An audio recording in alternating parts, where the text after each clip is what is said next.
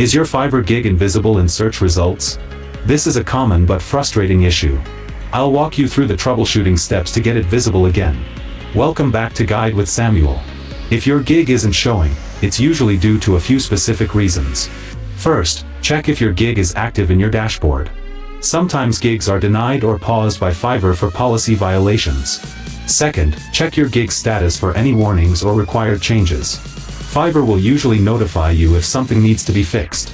A crucial pro tip: use incognito mode to search for your gig. Search for your exact gig title and your seller name while logged out of Fiverr. This shows you how your gig appears to potential buyers and confirms if it's truly not showing up. And just like that, you can diagnose and fix visibility issues. A visible gig is the first step to getting orders. What's the first thing you check when your gig isn't showing? For your final question, subscribe for our next video on how to get help from Fiverr support. Thanks for watching.